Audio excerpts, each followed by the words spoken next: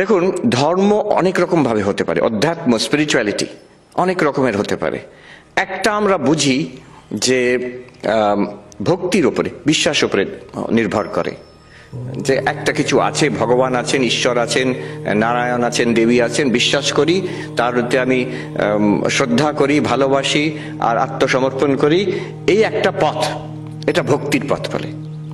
এটা একরকম, কিন্তু এটা বিশ্বাসের উপর নির্ভর করে। এখানে যদি কেউ প্রশ্ন করতে আরম্ভ করে আছেন কি নেই প্রথম থেকেই, তাহলে জমবে না, তাহলে হবে না, কাজ করবে না। আরেকটা পথ আছে, সেখানে বিশ্বাস করতে বলছে না, সেখানে বলছে এইভাবে সাধনা করো, তুমি অনুভূতি হবে তোমার।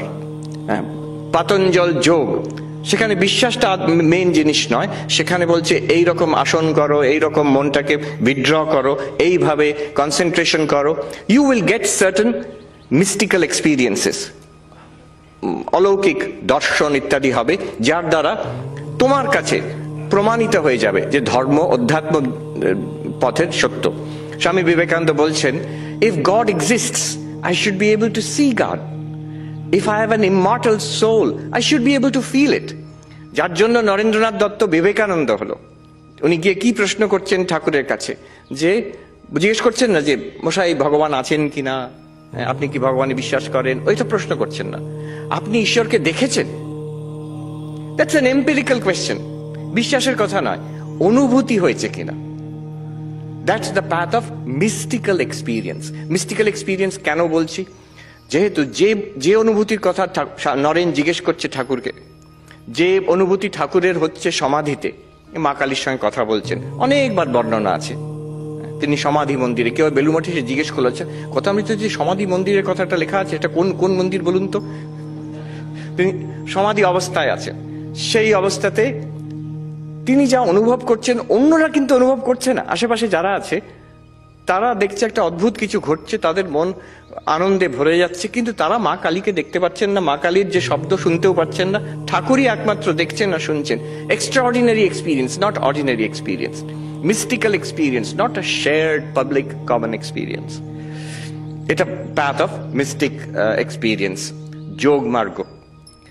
The difference is, আগেরটা ভক্তি মার্গটা বিশ্বাসের উপরে অন্তত আরম্ভ হয়। যোগ মার্গে বলা হয় the approach is one of experience. এটা স্বামী বিবেকানন্দ যখন ওয়েস্টে আমেরিকাতে গেলেন, প্রথমেই জোর দিলেন এইটার উপরে, ধ্যানের উপরে। তার প্রথম বই সেখানে, ওই নিউ ইয়র্ক বেদান্ত সোসাইটি যেখান থেকে আমি এসেছি, সেখানেই পাবলিকেশন ফার্স্ট, রাজযোগ। উনি translation of Patanjali Yoga Sutras with his own commentary. দেখুন, ওখানে উনি স্ট্রেস দিলেন on something that is empirically verifiable. বলছেন religion is not something just for belief, it is for realization. কিন্তু এখানেও একটা মুশকিল আছে। প্রথমটা তো ভক্তি বিশ্বাসের উপর ডিপেন্ড করে, এই দ্বিতীয়টাতেও একটা অসুবিধে এই, কেউ বলতে পারে যে আপনার এইসব অনুভূতি হচ্ছে, আমার তো হচ্ছে না, আমাদের কারোরই হচ্ছে না, অতএব আমাদেরটাই ঠিক, আপনার মাথার গোলমাল আছে, বলতে পারে। তখনকার দিনে ঠাকুরকে অনেকে বলতো পাগল, পাগলা বামুন, তার কি সব অনুভূতি হয়, তাতে কি হয়েছে, তার মানেই কি সত্যি? সে আজকের যুগে একজন নিউরোসায়েন্টিস্ট বলতে পারে, বলেও যে মিস্টিক্যাল এক্সপিরিয়েন্স আমরা বারণ করছি না, আমরা না বলছি না, আমরা এই বলছি না যে আপনার হয়নি, হয়েছে, নিশ্চয়ই হয়েছে, কিন্তু সেটা তার মানে নয় যে সেটা সত্য। আপনার এখানে এই অমুক হেমিস্ফিয়ারে অমুক জায়গায় একটা ছোট ব্লাড ক্লট হয়েছিল, সেটা বাস্ট করেছে, তার জন্য আপনার এরকম একটা অনুভব হচ্ছে। কিংবা আপনি কোনো ড্রাগ, এখন খুব চলছে আমেরিকাতে, সাইলোসাইবিন নতুন ড্রাগ বেরিয়েছে, সেটা খেয়ে বিভিন্ন রকমের অনুভূতি হচ্ছে, তার মানে সেই অনুভূতিগুলো কি সত্য? না। It can be doubted. Why can it be doubted? Because it's not a common experience, not a readily available public experience. In contrast to this, জ্ঞানের পথে হয় কি, যেটা আমরা এখন দেখব, যে বিশ্বাস নয়, it is something directly verifiable. Extraordinary experience নয়, অলৌকিক অনুভূতি নয়, যেটা আমাদের লৌকিক অনুভব, আমাদের common day to day available experience, ওইটুকু থাকলেই হবে। তারপরে সেই এক্সপিরিয়েন্সের উপরে বিচার করলে এই যে ক্লেম আমি ব্রহ্ম, আমি যে সচ্চিদানন্দ, এইটা বেরিয়ে আসবে, এটা প্রকাশিত হয়ে যাবে, এটা আমরা অনুভব করতে পারবো।